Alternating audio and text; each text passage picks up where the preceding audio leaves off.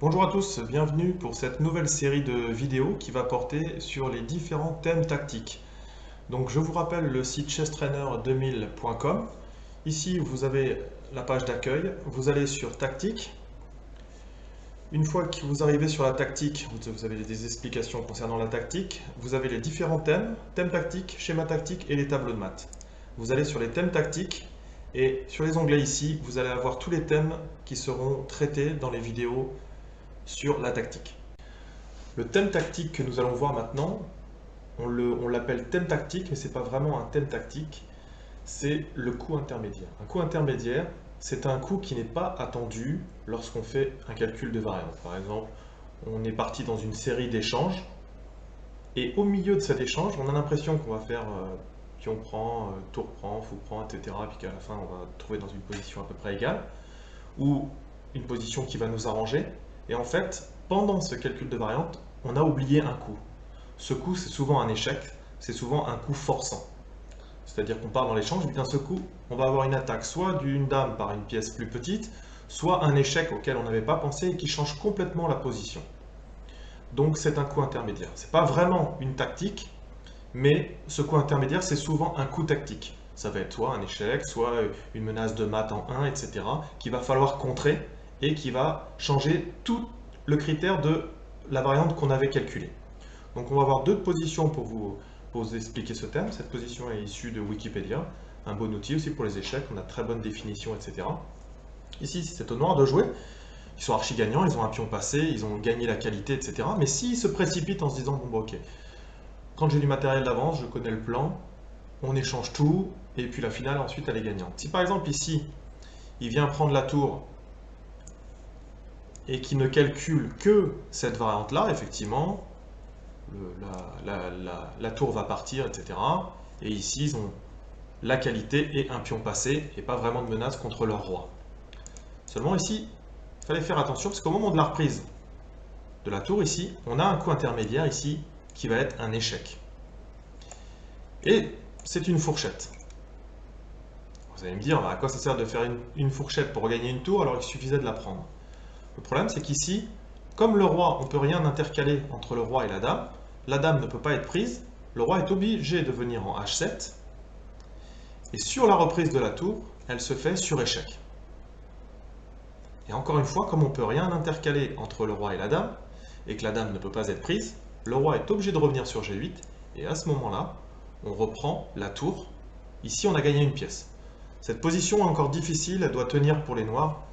Leur pion passé qui est quand même assez proche de fer dame, et le fait qu'ils ont également un pion, ça fait deux pions pour le fou. Les noirs peuvent tenir dans cette position, mais les blancs ont réussi à gagner du matériel à cause de ce coup intermédiaire. Donc ici, les noirs sont archi gagnants, mais s'ils ne font pas attention et qu'ils veulent liquider trop vite, eh bien ils peuvent se retrouver en difficulté grâce à ce coup intermédiaire. Donc ici, voici une deuxième position qui va nous servir d'exemple dans cette tactique de coup intermédiaire, Zwischenzug en allemand. Ici, on est dans une position, la question c'est, les blancs attaquent une fois, deux fois, trois fois la case F7. Et les noirs défendent une, deux, trois fois. Donc la question qu'on peut se poser, c'est est-ce qu'on peut reprendre sur F7 avec les blancs? Donc, on va pas le montrer, on va le calculer. Si les fous prennent ici, si les blancs prennent avec le fou ici, tour prend, dame prend, roi prend. Donc là, si on fait ce calcul-là, eh bien, les noirs, dans la variante, ont gagné une pièce. Voilà. Ça, c'est le calcul qu'on aurait pu faire si on le fait trop vite. Si on fait fou prend, tour prend, dame prend, roi prend. Mais seulement, on a fait un calcul erroné ici, parce qu'on n'a pas pensé au point intermédiaire. À ce moment-là, ici, au lieu de reprendre la dame, ici, on vient faire échec. Le roi ne peut pas aller sur cette case-là parce qu'il y a la tour, il ne peut pas aller là parce qu'il y a la tour, il est bloqué par ses autres pièces, donc ici, il est obligé de reprendre la tour. La dame se retrouve sans défense, et ici, les blancs prennent la dame noire. Voilà. Donc on va se retrouver dans une configuration avec 2 pièces mineures. La position n'est pas archi gagnante, elle va être gagnante pour les blancs, mais il faudra qu'ils fassent très attention et les noirs ont de bonnes chances de pouvoir se défendre ici. Mais la question, est-ce que c'était possible? Oui. Donc dans la position initiale, ici, les noirs ont l'avantage de deux pions, mais ici, les blancs ont possibilité de reprendre ici. Si on fait un calcul hâtif pour les noirs, on se dit c'est bon, je peux reprendre, mais non, fin de variante, je vous remontre. Sacrifice de la tour, en quelque sorte c'est une déviation, une attraction, comme vous voulez. Ici, ou une élimination de défenseur également. Ici, la dame n'est plus protégée, donc on vient prendre la dame et on se retrouve avec la dame contre les 2 pièces.